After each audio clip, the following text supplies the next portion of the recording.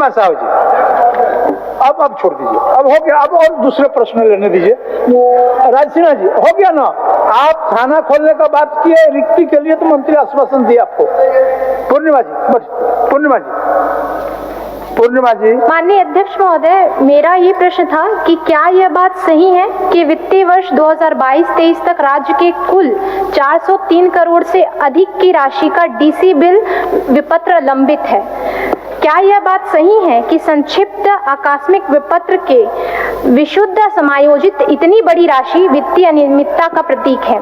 सरकार का जो उत्तर आया है अध्यक्ष महोदय, इससे दो बातें स्पष्ट है कि पहला है कि ऐसी विपत्र की विशुद्ध समायोजित राशि सरकार के संज्ञान में है, और दूसरी बात ये कि सरकार इसको अनियमितता नहीं मानती। तो मेरा ये पूरा प्रश्न यही है अध्यक्ष महोदय कि सरकार इसे अनियमितता क्यों नहीं मानती, जबकि इसे नियम के अनुसार समायोजित किया गया है, और जबकि यह मामला वित्तीय वर्ष 2022 और 23 का है जी। और खंड 2 में अध्यक्ष महोदय एक साथ ही बोल देती हूँ, खंड 2 में यह उत्तर दिया गया है कि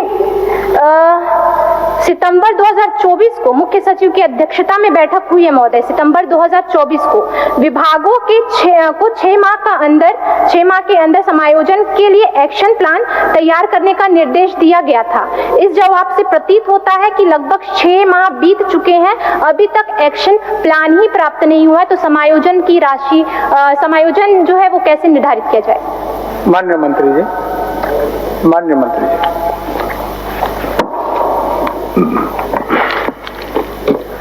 महोदय,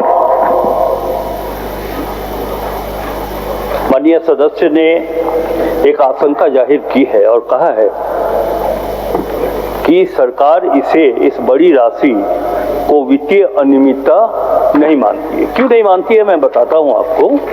झारखंड कोषागार संहिता 2016 के नियम 187 के तहत ऐसी विपत्रों पर की गई निकासी के विरुद्ध 6 माह के अंतर्गत डीसी विपत्र समर्पित किया जाना नियमानुकूल है तथा उक्त अवधि के बाद ऐसी विपत्रों पर निकासी प्रतिबंधित है।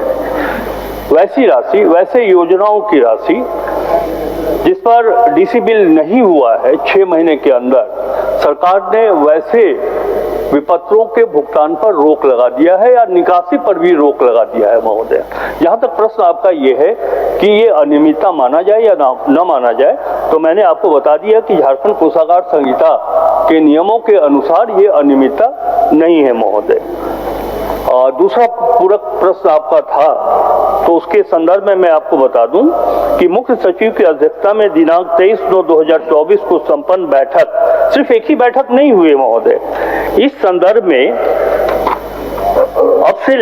उस समय से लेकर अब तक 8 बैठकें हुई और 8 बैठक मुख्य सचिव जी की अध्यक्षता में, डायरेक्टर, ओएसडी सदस्य राजस्व परिषद, विशेष सचिव, सदस्य राजस्व परिषद के द्वारा लगभग 8 बैठकें हुई है। और उस बैठक में जो कहा गया है उन्हें, वो ये निर्देश दिया गया है जिसकी जानकारी हम माननीय सदस्य को देना चाहते हैं। वित्तीय वर्ष 2022-23 तक IFMS के आंकड़ों के अनुसार कुल 5033.11 करोड़ का ऐसी विपत्र लंबित था, जिसके समायोजन हेतु सदस्य राजस्व परिषद की अध्यक्षता में संपन्न बैठक, मुख्य सचिव की अध्यक्षता में संपन्न बैठक तथा वित्त विभाग के स्तर पर आयोजित निरंतर समीक्षात्मक बैठकों के फलस्वरूप अब तक 2035.80 करोड़ का समायोजन किया गया है महोदय। उसके बाद 244.90 करोड़ की डीसी विपत्र महालेखाकार कार्यालय के समायोजन हेतु समर्पित है। शेष 2752.41 करोड़ का समायोजन हेतु मुख्य सचिव के अध्यक्षता में दिनांक 23/9/2024 को संपन्न बैठक में सभी विभागों को 6 माह के अंदर कार्य योजना तैयार करने का निर्देश दिया गया है। कहने का तात्पर्य यह है कि सरकार की ओर से उस डीसी बिल को, एसी बिल को समायोजन करने की प्रक्रिया चल रही है महोदय। और कुछ पूछना हो गया अध्यक्ष महोदय? 23/9/2024 से अभी तक 6 माह लगभग पूरे हो चुके हैं। तो 6 माह होने के बावजूद जो एक्शन प्लान जो है वो ही प्राप्त नहीं हुआ है। तो मैं सिर्फ मंत्री महोदय से यही आग्रह करती हूँ कि समायोजन की जो तिथि है वो निश्चित की जाए और मामला जो है टाला ना जाए, उसे शीघ्र जो है समायोजन का तिथि की मांग है। आप कुछ बोलना चाहते हैं उसमें?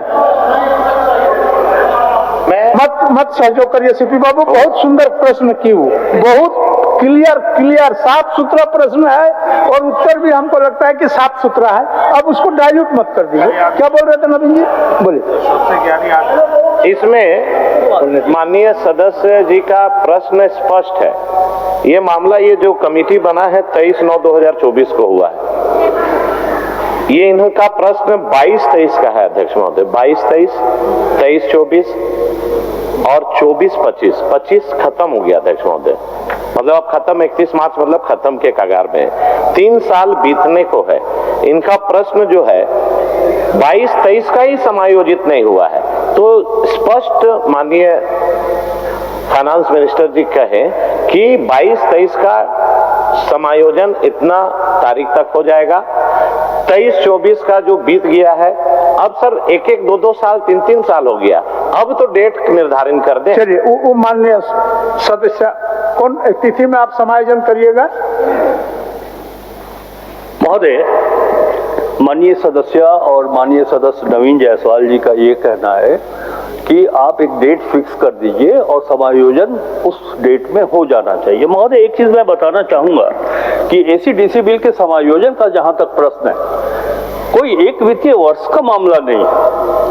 और याद नहीं कि अगर हम कोई डेट फिक्स करके उसको निर्धारित भी कर दे, समायोजित भी कर दे, तो इसका अर्थ ये नहीं है कि 2024-25, 25-26 आने वाले वर्ष में ये मामला पूर्ण रूप से संपूर्ण हो जाएगा। ये मामला निरंतर सतत चलने वाली प्रक्रिया है महोदय। अगर हम आज के तारीख में समायोजन की सारी बातों को, सारी समस्याओं का समाधान कर लेते हैं, तो इसका अर्थ ये नहीं है कि अगले वित्तीय वर्ष में समायोजन की समस्या बनी नहीं रह जाएगी। मैं आपकी आशंका को दूर करते हुए कहना चाहता हूं कि हम खुद अपने सरकार स्वयं वित्तीय प्रबंधन को मजबूत करने के दृष्टिकोण से जो वित्तीय प्रक्रियाओं के अंतर्गत मसले आते हैं, हम उसके प्रति गंभीर हैं और हमारी पूरी कोशिश है। मैंने बताया आपके माध्यम से सदन को कि अब तक इतनी बैठक कहीं दूसरी जगह नहीं हुई होगी। समायोजन के दृष्टिकोण से हम लोगों ने, सरकार ने 8 बैठकें की है महोदय। आपको इतना मैं भरोसा दिलाना चाहता हूं आपके माध्यम से माननीय सदस्यों को कि ये जो एसी-डीसी बिल का मामला आता है, उसके समायोजन के संदर्भ में सरकार गंभीर है और हमारी कोशिश चल रही है और ये कोशिश लगातार आगे वित्तीय वर्ष में भी चलेगी महोदय।